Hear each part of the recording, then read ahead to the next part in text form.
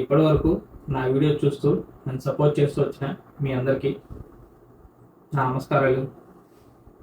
Hi friends, నేను మీ Mahesh and welcome back to my channel SS astrology. మనం previous వీడియోలో శనిగ్రహం తృతీయంలో ఉంటే ఏ ఫలితాలు వస్తాయి అనే విషయాన్ని అయితే చూసాము. ఇప్పుడు మనం ఈ వీడియోలో గజకేసరి యోగం గురించి సంపూర్ణంగా తెలుసుకునే ప్రయత్నం అయితే చేద్దాము.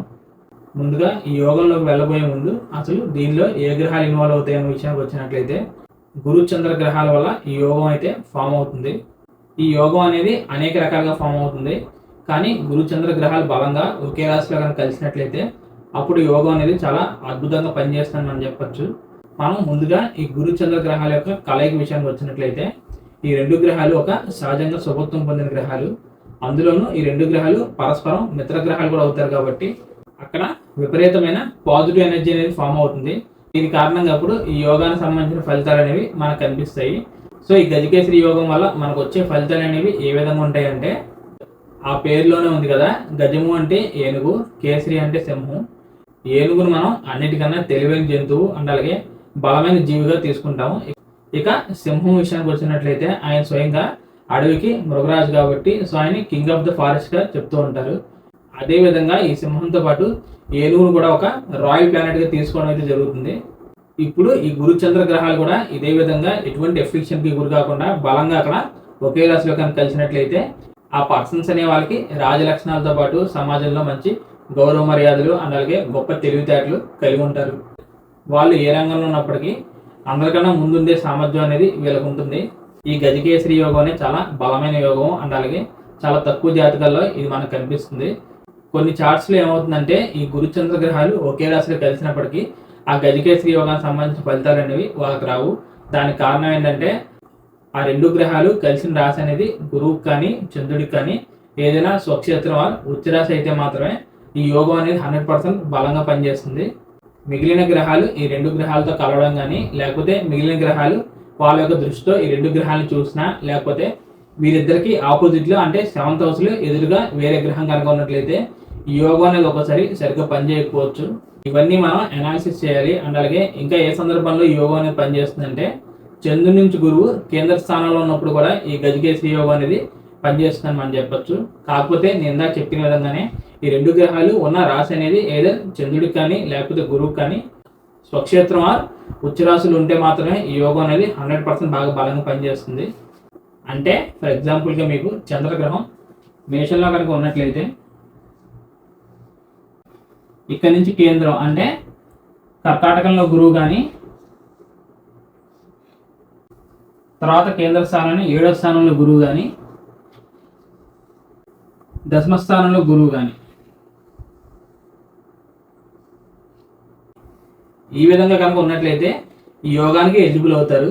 చంద్రగ్రహాన్ని మేషంలో తీసుకుని గురువుని కర్కాటకంలో కనుక తీసుకున్నట్లయితే అక్కడ కర్కాటకం అనేది గురువుకి ఉచ్చరాశి అవుతుంది కాబట్టి ఈ యోగం అనేది 100% పనిచేసే అవకాశాలు ఉంటాయి.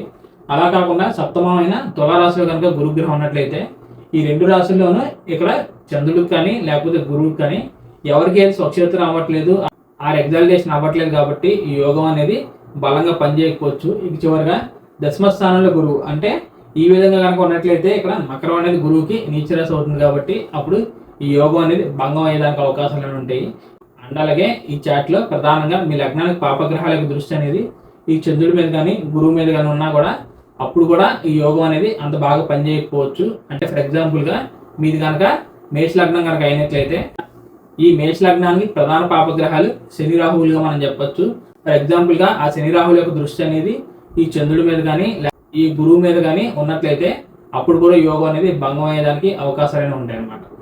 గురుపాలిత లగ్నాల వారికి ఈ గురు చంద్ర గ్రహాలు శుభగ్రహాలు అవుతారు కాబట్టి సో ఎక్కువ శాతం ఈ యోగం అనేది గురుపాలిత లగ్నాల వారికి చాలా బలంగా చాలా పాజిటివ్గా పనిచేస్తుంది.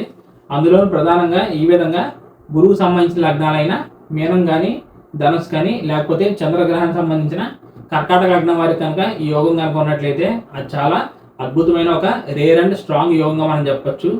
అటువంటి కాంబినేషన్స్ అనేవి చాలా గొప్పవారి జాతకాల్లో మనకు కనిపిస్తాయి. ఫర్ ఎగ్జాంపుల్గా శ్రీరామచంద్రుడి జాతక చక్రంలో కర్కాటక లగ్నవి ఆ కర్కాటకంలోనే ఈ గురుచంద్ర గ్రహాలు అనేవి ఉండడం జరుగుతుంది. మరి శనిపాలిత లగ్నాల వారికి ఈ గజకేసరి యోగం అనేది పనిచేయాలంటే ఈ గజకేసరి యోగం అనేది వారికి పనిచేయాలంటే దీనికి సంబంధించిన రూల్స్ అనేవి వీళ్ళకి 100% ఉంటే అప్పుడు ఖచ్చితంగా పనిచేస్తుంది. అంటే ఈ 2 గ్రహాలు కలిసిన రాశి అనేది ఏదైనా ఒక గ్రహానికి స్వక్షేత్రం కనుక అయినట్లయితే స్వక్షేత్రంలో ఉన్న గ్రహం ఇప్పుడు నెగిటివ్ రిజల్ట్స్ని ఇవ్వదు కాబట్టి సో ఆ సందర్భాల్లోనూ అవి పాపగ్రహాలు అయినప్పటికీ వారి దశలైనవి వచ్చినప్పుడు అద్భుతంగా పనిచేస్తాయి అన్నమాట. అండ్ అలాగే ఇంకో ముఖ్యమైన విషయం ఏంటంటే ఈ గజకేసరి యోగం అనేది ఉన్నప్పుడు ఆ యోగం అనేది 100% పనిచేయాలంటే మిగిలిన ఏ గ్రహాలు వారి యొక్క దృష్టితో ఈ గ్రహాలను చూస్తే ఒక్కోసారి యోగం అనేది భంగం అవుతుంది అనేది చెప్పడం జరిగింది. ఫర్ ఎగ్జాంపుల్గా ఆ చూసే గ్రహం అనేది మీ లగ్నానికి యోగకారకమైన గ్రహాలు కనుక అయినట్లయితే సో ఆ సందర్భాల్లో మనం ఈ రూల్ని ఎగ్జామ్షన్గా తీసుకోవచ్చు అనమాట. అంటే ఫర్ ఎగ్జాంపుల్గా ఇదే మేష లగ్నానికి కుజగ్రహం కూడా యోగకారకుడు అవుతాడు. కుజుడి యొక్క దృష్టి అనేది ఈ చంద్రుడి మీద కానీ ఆ గురువు మీద కనుక ఉన్నట్లయితే ఆయనకు ఉండే దృష్టి అనేది మీ లగ్నం ప్రకారం ఒక శుభ దృష్టి అవుతుంది కాబట్టి సో ఇంకా ఈ యోగానికి బలం అనేది వస్తుంది కానీ ఇంకా యోగం అయితే భంగం అవ్వదు అనమాట. అదేవిధంగా ఇక్కడ ఈ మేష లగ్నం వారికి రవిగ్రహానికి పంచమాధిపత్యం వచ్చింది. మరి రవిగ్రహం కూడా శుభుడే కదా, సో ఆయన దృష్టి అనేది ఉండొచ్చా, సో ఆయనతో ఈ గురుచంద్ర గ్రహాలు కలవచ్చా అంటే మనకు తెలిసిన విషయం ఏంటంటే ఈ రవిగ్రహం ఒక బర్నింగ్ ప్లానెట్. అండ్ అలాగే ఈయనతో ఏ గ్రహాలు అయితే కలుస్తాయో వాళ్ళు అస్తంగతానికి గురై వారి బలాన్ని కోల్పోతారు కాబట్టి సో అందుకే రవిగ్రహంతో సంబంధం కనుక ఈ గురుచంద్ర గ్రహాలు కనుక వచ్చినట్లయితే ఆటోమేటికల్గా అప్పుడు ఈ యోగానుకున్న బలం కూడా తగ్గుతుంది. అండ్ అలాగే ఇంకా నోట్ ప్లానెట్స్ అయిన రాహుకేతు గ్రహాలకు సంబంధం కూడా ఈ గురుచంద్ర గ్రహాలకి ఉండకూడదు అనమాట. ఇంకా మనం ఈ కాన్సెప్ట్ గురించి డెప్త్గా చెప్పాలంటే అక్కడ గురుచంద్ర గ్రహాలు ఎన్ని డిగ్రీల్లో ఉన్నారు అండ్ అలాగే ఏ గ్రహాలతో కలిశారు, నవాంశలో వీళ్ళు ఎలా ఉన్నారు అంటే ఒక్కోసారి నవాంశలో నీచ స్థితిని పొందినా కూడా ఈ యోగం అనేది భంగం అవ్వచ్చు.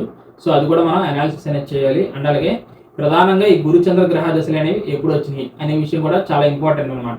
ఎందుకంటే ఎవరికైనా యోగం అనేది బలంగా కనుక ఉన్నప్పుడు వారికి సరైన సమయంలో ఈ చంద్ర మహాదశ కానీ గురు మహాదశ కానీ వచ్చినట్లయితే అప్పుడు ఈ యోగం అనేది యాక్టివేషన్లోకి వస్తుందని మనం చెప్పొచ్చు. ఈ విధంగా మనం కంప్లీట్గా అనాలిసిస్ చేసిన తర్వాత మాత్రమే ఏ లగ్నం వరకైనా ఈ యోగం అనేది ఎంతవరకు బాగా బలంగా పనిచేస్తుంది అనే విషయాన్ని అయితే మనం ఫైనలైజ్ చేయాలన్నమాట. సో ఫైనల్గా ఇది ఫ్రెండ్స్ నా వీడియో గజకేసరి యోగం అనే టాపిక్ గురించి. ఈ కాన్సెప్ట్ అనేది మీకు బాగా అర్థమైందని అనుకుంటున్నాను. అండ్ అలాగే ఇందులో విషయాలన్నీ మీతో నేను డిస్కస్ చేశానని భావిస్తున్నాను. మీకు ఇంకా ఫర్దర్గా ఏదైనా డౌట్స్ కనుక క్రియేట్ అయితే మీరు తప్పకుండా కమెంట్ చేయండి, నేను దానికి రెస్పాండ్ అయ్యే ప్రయత్నం చేస్తాను. సో నా సైడ్ నుంచి చిన్న రిక్వెస్ట్ ఏంటంటే మీలో ఎవరికైనా ఈ వీడియో కనుక నచ్చినట్లయితే తప్పకుండా వీడియోని అయితే లైక్ చేసి నా ఛానల్ సబ్స్క్రైబ్ చేయండి. ఇక చివరిగా ఎవరికైనా పర్సనల్గా కన్సల్టేషన్ తీసుకోవాలి అనే ఉద్దేశం కనుక ఉన్నట్లయితే స్క్రీన్ మీద కనిపిస్తున్న నెంబర్కి వాట్సాప్ ఆర్ కాల్ చేయండి. నేను వచ్చే అప్కమింగ్ వీడియోస్లో మరిన్ని ఇంట్రెస్టింగ్ వీడియోస్తో మీ ముందుకు వచ్చే ప్రయత్నం అయితే ఖచ్చితంగా చేస్తాను. అప్పటి వరకు bye friends, see very soon and జై హింద్.